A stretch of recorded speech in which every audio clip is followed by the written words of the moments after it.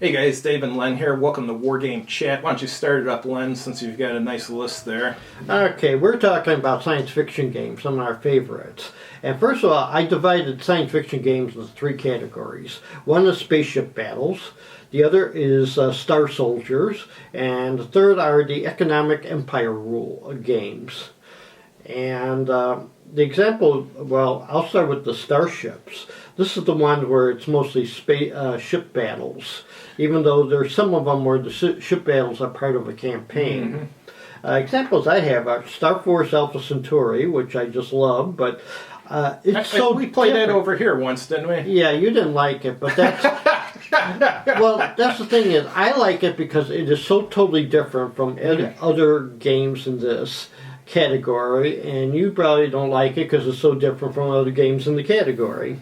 Because most of the times with ship combat, you sometimes feel like you're just doing heavy cruisers off Guadalcanal. What about Triplanetary? You like that? I like that one with vector movement. That's kind of cool. There's a few games that have vector movement. What vector movement is? When something's moving in outer space, things move like bullets. Like a spaceship moving along doesn't have its engines going the whole time. It does a burn and then it just coasts along. There's no friction, so unless gravity acts on it or something, it's not going to slow down. So it's got rules like that. Once you start moving, you're moving. And if you get near a planet, you can, in some of these games, you can slingshot off it to increase your speed and stuff. Another one, I think it was Task Force Games that had Star Trek. See, that one I was at least familiar because you knew the background from the TV show. So, no, Star Trek was from, was it Task Force Games? I think there's been 2 or 3. Okay. So that's, I just remember the Task Force version. Gotcha. So, there's one from Ars Astra Attack Vector, which is supposed to be realistic, using the laws of physics. The problem is it's a hard game to get started in. What was that micro game from SPI we played over here? That one time I did a review of it. I can't remember the name of it. It was from Jim Dunnigan. That one was pretty good too, with all those strange spaceships and stuff. Okay. Yeah, I can't remember the name offhand. Also, we did like Battlefleet Mars. That's fantastic. If you're going to buy one SPI game and only one, buy that one. Well, what gave me about that is that there are all sorts of like political moves, and what I did is I modified it so you had a special political section. So it was like, okay, I got an agent on Mars. I'll try either like subversive movement to lower morale, or try to assassinate something, or sabotage, and that was fun in its own ways. Yeah, and that one, if I recall correctly, you got to move the planets around while they're in orbit and stuff. Yeah. Well, the big problem with that is that, like, a lot of times between Earth and Mars, it's like you either move. It takes 1 turn or 2 turns to get there, and that's all. Sometimes it's maybe. With Triplanetary, you didn't move the planets, so it probably didn't mean anything. Right, well, not Triplanetary. Well, Triplanetary, there was no planet. Well, there was planets, but they were just fixed on the board, I think. Yeah. Yeah. I got the Steve Jackson version of that. Yeah. Brilliant Lances, the Traveler system had their own space combat system. I got a few of those at home. We got to play them soon. Yeah. And they remind me what Attack Vector is, maybe a little simpler, but we'll see. Yeah, it seemed like for... Oh, go ahead. Yeah, because with Attack Vector, I tried to play it, but I can't understand why I'm doing it wrong. So the problem, I had the same problem with Ships and Iron Men. It took me forever to figure out how to play that game. So, maybe if I had somebody who played it, they can show me. So, one thing, if you're looking for these spaceship combat games, the best time period to get them from is the late 70s and early 80s. There was a lot, and most of them were good. Yeah. And second category, for the Star Soldiers, Avalon Hill Starship Troopers was like the basic one. Yeah. Because Mayfair had Forever War, which is practically the same, the same system. But then again, Forever War was called Starship Troopers in Vietnam. So a lot of things. We played that over here once. I can't remember if I liked it or not. I think you liked it because, like I said, if you play Starship Troopers, it's practically the same game system. I'll have to pick up a copy. We'll try it again then. Mech Warriors. I throw that in with this. I throw in like Ogre and stuff too. Yeah. Oh yeah, Ogre. I forgot about that. Yeah, we've played that one quite a bit. That's a fun game. Another thing about starships. I had the GDW Space 1899. And I played some of their not only just the airships, but we had like the old pre-Dreadnought, just a regular naval game. With miniatures or? With miniatures. Yeah, I remember that game. That game was popular for a short period of time, but the miniatures look cool and stuff, and you have like British colonial troops walking around Mars and stuff. Well, somebody said that, if you're like, you have all these miniatures for the colonial period, instead of, the Brits going into zombies again, you have them battling the Martians. Right. So, your kid though had a moon base 2000 or something. I know. We played that. What was that called? Something 2000. I can't remember. It was the Soviets and the Americans shooting it out on the moon, and it was pretty decent. But I just not into that. So, and the category for economic games, I only mention a few because I was never really interested in this area. One was Belter from GDW. That's a good one. That is a fun game where you're mining the asteroids and stuff. Yeah, because isn't the TV show Expanse about mining asteroids or something? Oh, I've never seen the TV show. Okay.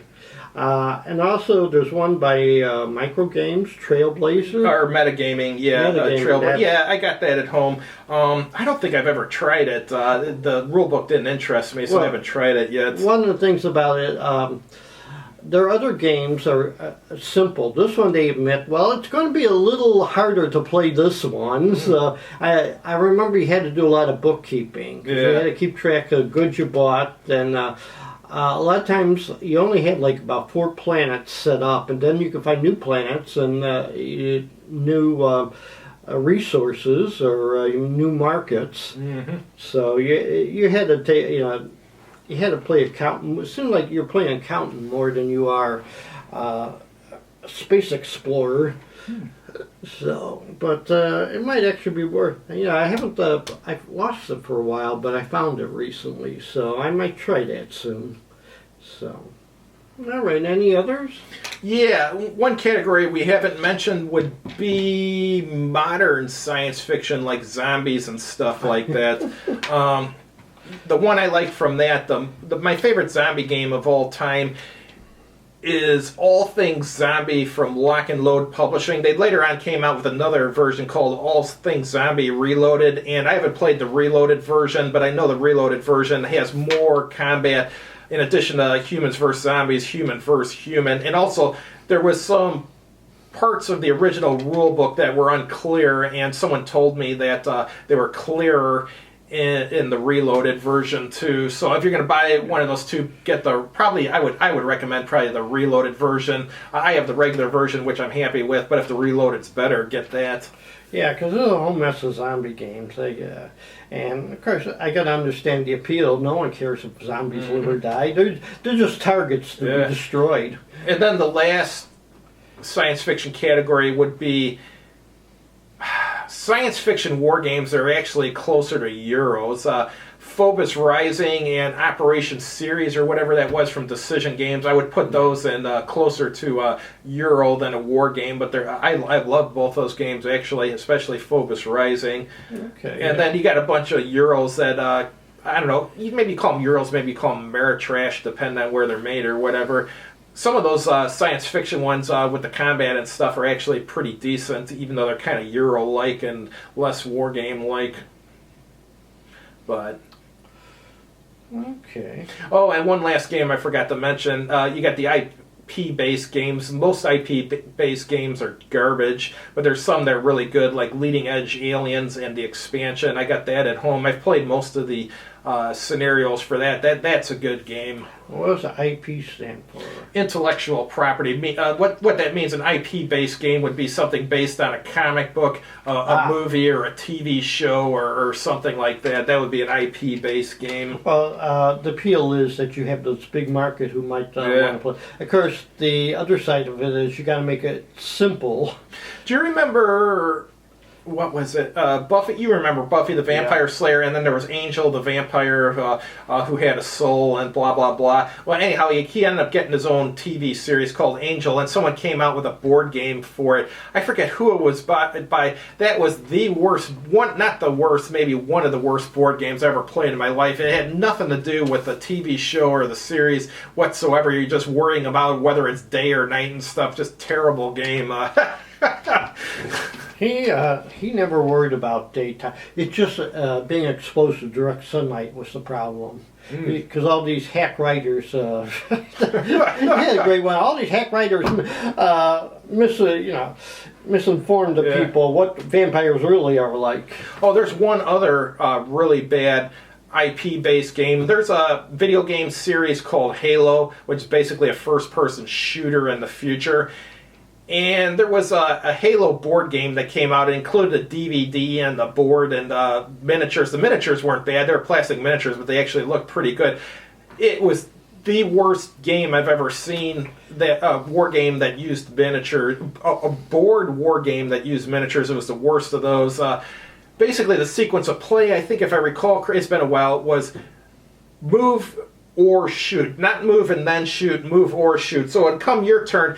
If someone's behind cover, you move your guy behind cover to go shoot him, but you can't shoot him because you can only do one thing per turn. So then the guy behind cover just shoots you dead. And so it's like whoever gets behind cover first is going to win the game because the other guy has to come in there and he can only move into there. He can't shoot until the next turn, and by then you've already shot him down.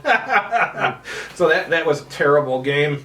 It's not even credited as far as the author. I guess whoever made it knew how. I don't know if they knew how bad it was or what, but if you look on Board Game Geek, it's listed as uncredited as far as the author. I wouldn't want my name attached to that either.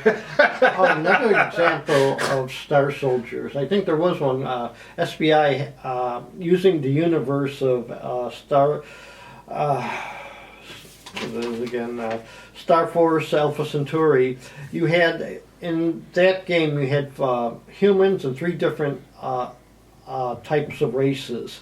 So each group had like a number of activity points, and they vary, and everybody had certain abilities. Because I think there was like one group who just couldn't panic that well.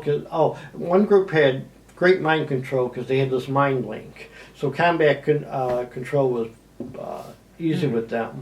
But my favorite were the xenophobes who had low APs, but damn, they have these nuclear grenades you could throw all over the place. Remember that game we played, what was it called? It was a Neil Zimmer game, Space Empires.